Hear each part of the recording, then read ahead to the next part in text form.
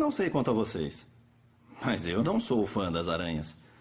E pensando bem, como essa criatura tão assustadora pode ser incrível?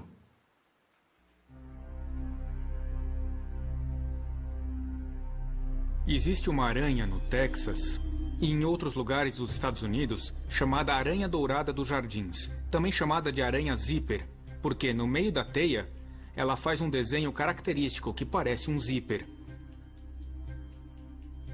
Trata-se de uma aranha notável, temos uma criação delas, quer dizer, elas vivem no nosso jardim e nós as observamos, alimentando-as com gafanhotos e grilos. E essas aranhas constroem 7 tipos de teias. Uma dentre os tipos de teia não é grudenta. E é nesta que elas correm para pegar insetos. Há outro tipo de teia, que é grudenta, que prende insetos. Essas teias não são pequenas. A aranha de jardim, uma fêmea adulta, pode fazer uma teia de 60 centímetros. Elas ficam a menos de 10 centímetros do centro e fazem coisas muito interessantes. Se você chegar perto, quando estão quietas na teia, às vezes elas farão a teia vibrar como um trampolim. Para ameaçar, elas estão dizendo: afaste-se de mim, eu não quero você assim tão perto. Então, quando o inseto se prende, elas correm até ele e enrolam camadas de teia, rodando o inseto, envolvendo-o completamente, não só com fios finos. Isso é fascinante. Elas podem controlar isso, elas sabem. Preciso de uma teia fina para essa tarefa, ou um cordão mais forte para outra, ou uma teia colante para aquele outro trabalho. Elas sabem o que fazer. Algumas, logo ao nascer, ainda filhotes, na verdade, a fêmea põe de 30 a 55 ovos em uma bolsa. Outro fato interessante, ela constrói essa bolsa de ovos com um tipo diferente de teia. Ela tece a pequena bolsa e a envolve com uma teia sedosa. E termina tudo com um pequeno fio de cor marrom. Portanto, ela tem cores diferentes de teia. E ela enche a bolsa com ovos, mas não por cima, e sim pelo fundo. Ela vai à parte de baixo e enfia os ovos para cima. E aí, cada um dos ovos é pulverizado com um pó fino, que ela mesma produz dentro dela, de modo que não grudem uns nos outros. Depois de empurrar todos os ovos para dentro, ela fecha o fundo. Às vezes, ela faz a bolsa no outono. Hoje mesmo eu vi uma dessas no jardim de casa, e sei que as pequenas aranhas nascerão na primavera. Por isso a bolsa fica ali durante o inverno. Às vezes, ao nascer, as aranhas resolvem: eu quero ir para Acapulco. Eu não sei o que elas pensam, mas o fato é... E elas tecem umas fitas de teia e esperam o vento passar. Quando ele sopra, elas abrem as teias e o vento as leva. Elas já foram vistas a 4.500 metros de altura. Já foram monitoradas por 2.500 quilômetros de voo. Isso é fascinante. Como uma aranha pode decidir: hoje eu vou viajar, vou lançar minha teia porque eu quero ir para outro lugar. E é assim que elas se espalham. Outra coisa interessante. As aranhas crescem dentro de uma espécie de casca, que não cresce com elas. Portanto, precisam sair. Se não saírem, elas morrem. E como elas saem? Bom, dentro delas existe um dispositivo que produz exatamente o solvente que elas precisam. É o líquido exuvial. Num certo dia, as aranhas espirram esse fluido num certo ponto da casca e tem que ser o lugar certo. O fluido dissolve a casca formando o alçapão. Elas abrem o alçapão, se espremem para fora e já começam a fabricar outra. Esse processo se repete várias vezes durante seu crescimento. Espere um pouco, vocês dirão. Se a evolução existe, como a aranha poderia desenvolver a capacidade de produzir esse fluido para dissolver a própria casca? Tem que ser o fluido certo para dissolver a casca. Tem que ser aplicado no lugar exato ou a aranha não escapa. E tudo isso deve acontecer no momento certo, ou a aranha morre dentro da casca. Sobrevivência do mais apto. As aranhas de jardim não deveriam existir. Há gente que gosta de matar essas aranhas. Mas eu acho que elas devem viver. Elas comem insetos nocivos e outras coisas. São bonitas e interessantes de olhar. Assim Deus fez essas criaturas e a sua criação, para que sejam estudadas, com cuidado, pois admirando e aprendendo com sua criação, Agradeceremos ao Criador e lhe daremos glória por sua criação. E é assim que devemos estudar as obras de Deus. Talvez aranhas não sejam tão horríveis assim. Por que não me ensinaram tudo isso na escola? Preciso aprender mais. No sudeste dos Estados Unidos existem várias espécies de lagartos, algumas muito interessantes. Uma dessas espécies, a lagartixa, por exemplo, tem uma característica muito especial: as patas. Se vocês tiverem uma lagartixa de estimação, olhem atentamente, porque ela pode correr pelo teto. Se o teto da sua casa for de vidro, ela corre do mesmo jeito. Ela não cai. A gravidade não pode com ela. Por muito tempo, os cientistas não souberam dizer o que faz a lagartixa grudar no teto. Resolveram estudar suas patas, que são patas especiais, e as examinaram ao microscópio. E descobriram que nas patas existem pelos, pequenos tufos de pelos. Mas pensaram, isso não é o suficiente, era uma ampliação de 2.000 vezes. Isso não é o suficiente, existe algo mais aqui. Usaram então microscópios eletrônicos para ver os pelos. E foram aumentando cada vez mais, e chegaram a 35.000 ampliações. E de repente, viram a resposta. Cada pelinho é recoberto de mini ventosas. Mas é preciso uma lente que aumente 35.000 vezes só para ver as ventosas.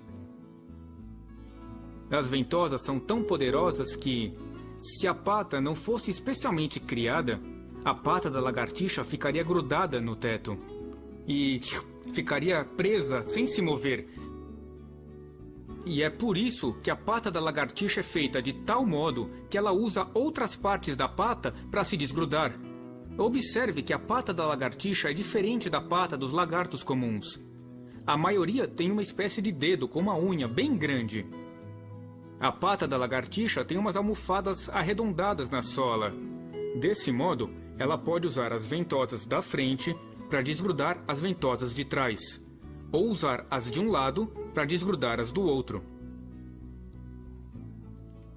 A lagartixa faz isso com naturalidade. Como um lagarto, poderia evoluir ventosas que exigem ampliação de 35.000 vezes para serem vistas. Como desenvolveria isso? E por que evoluiria? E por que teria a pata apropriada para possuir ventosas? Todos esses detalhes teriam que existir ao mesmo tempo. Há outro lagarto chamado chuckwalla, que tem 3 características especiais.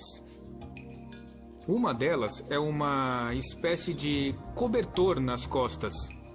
E esse cobertor muda de cor. Pela manhã, ele é bem escuro, para que ele absorva mais luz solar. Como é um animal de sangue frio, precisa da capacidade de aquecer o sangue para fugir dos seus inimigos. Por isso, a cor escura. Mais à tarde, quando o sol do deserto realmente esquenta, surge uma cor bege claro, que reflete a luz do sol, evitando que o sangue ferva. Ele tem um mecanismo de defesa. Digamos que um coiote tente devorá-lo, e os coiotes realmente tentam fazer isso. O lagarto corre para a fenda da pedra mais próxima. Ali, ele expande seu corpo como um baiacu. O lagarto fica tão estufado que ele entala e nada o tira da fenda. Não há como tirá-lo dali. Entalar-se no espaço das fendas é seu mecanismo de defesa. O que mais admiro no chuckwalla é sua capacidade de dessalinização. Isso significa que ele tem muito sal no sangue. Por quê? Porque ele vive no deserto, onde não há água, e ele não tem o que beber. Em vez disso, ele come plantas e pequenos animais, como insetos, e acumula sal. Muito sal no corpo poderia matá-lo. E como ele sabe quando está com muito sal? O que acontece quando ele tem muito sal? Ele morre. Sobrevivência do mais apto, ele deveria estar morto, mas não está. E por quê? Porque Deus colocou algo em seu focinho, uma usina dessalinizadora. Quando o sangue fica saturado de sal, o lagarto pensa consigo: acho que preciso me livrar do excesso de sal em meu sangue. Então ele põe a usina para funcionar. E aí ele desvia o sangue até essa pequena usina, e essa usina retira o sal do seu sangue. De vez em quando, o lagarto chuckwalla, ele faz atchim. Ele espirra puros cristais de sal. Uma boa ideia é vocês terem um lagarto desse sobre a mesa e, quando precisarem de sal, espirra aí, lagarto. E aí teremos sal puro do espirro do lagarto. Uma coisa inacreditável. Essa é mais uma das criaturas incríveis que o Senhor criou. Qual é a criatura mais complexa? Provavelmente você e eu. Mas como aparecemos? Somos primos distantes dos macacos? Ou fomos projetados pelo Criador? Se foi assim, o relato bíblico da criação é realmente possível? Segundo o relato de Gênesis, de como Deus criou o homem, está escrito que ele criou o homem totalmente crescido. Adão, quando surgiu, já era adulto, completo, com apenas 1 minuto de idade. Deus tirou dele uma costela e criou Eva. Há cristãos que acreditam na evolução e na Bíblia. Mas temos aí um problema. Por acaso há evolucionistas ensinando que a mulher evoluiu de uma costela? É claro que não, mas é o que a Bíblia diz. Conta que Deus tomou uma costela e criou Eva. Quando Adão acorda de seu sono anestésico e vê Eva, ela já é adulta. Ela tem 2 segundos de idade, mas já é adulta. Se acreditamos no relato bíblico, devemos acreditar que Deus cria seres adultos e o homem é uma dessas criaturas. E eu acrescento, nosso Criador é capaz de fazer isso? A Bíblia afirma em 3 lugares que Jesus é o Criador. Colossenses 1, Hebreus 1 e João 1. Portanto, Jesus é o Criador. Ele criou um homem adulto com aparência de adulto e totalmente maduro. A mulher adulta, madura, árvores maduras, com frutos. Eva pode ter comido um pêssego. Adão, quanto tempo leva para crescer um pêssego? 3 dias, Eva. Não pode ser. Sim, Deus fez a árvore com frutos em 3 dias. Se acreditamos no relato da criação em Gênesis, temos que crer nisso. Será que Jesus, o Criador, tinha essa habilidade? Ora, quais são os seus milagres? O primeiro, em João 2, transformou água em vinho. Ele usou 6 jarras de água, conforme o texto de João 2. Quando o encarregado da festa provou da água, disse: esse é o melhor dos vinhos. E como se faz um bom vinho? É preciso tempo? Quanto tempo tinha aquele? 1 minuto. Quantas jarras de água? 6. Quantos dias na semana da criação? 6. Criação com aparência madura. Gênesis 1. Criação do vinho com aparência madura em João capítulo 2. Nada foi por acaso. Como o Senhor fez o homem. Vamos pensar na nossa orelha. À primeira vista, parece algo esquisito. Temos essas coisas aqui, então olhamos para os animais e todos têm orelhas, mas nem todos. Alguns animais ouvem sem orelhas, mas nós temos orelhas. O tímpano humano é uma maravilha. O movimento dele é tão pequeno que mal pode ser medido. Alguns cientistas dizem que o movimento do tímpano, quando atingido por diferentes sons, é aproximadamente 1/100º da largura da molécula do hidrogênio.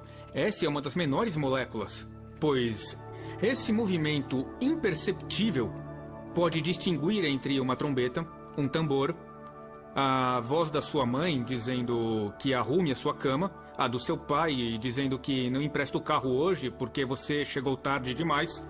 E esse minúsculo movimento diferencia entre todos esses sons e mergulha no seu cérebro, e seu cérebro lhe diz: isso é a mamãe falando, esse é o papai, essa é a orquestra tocando. Podemos ouvir música. Podemos ouvir alguém dizendo que nos ama, coisa que adoramos ouvir. Como? Com um movimento que não chega a ter a largura da molécula de hidrogênio. É um milagre, é um milagre! E acontece dentro da sua cabeça. Nossos olhos, acontece a mesma coisa. Os cientistas não conseguem reproduzir o que nosso olho faz. Não conseguem fazer uma lente, e imagino que os fotógrafos gostariam de uma lente assim, que enxerga bem de longe, enxerga bem de perto, se pensamos no olho saudável, sem defeitos ou precisando de óculos. Nosso olho é sempre assim, em movimento, o tempo todo. Mas as imagens que percebemos não tremem, elas são estáveis. Como isso acontece? Deus criou o olho junto com vários músculos dentro da nossa cabeça. Planejou o modo como tudo interage com o nervo óptico e com o cérebro. Nossos olhos recebem as imagens invertidas.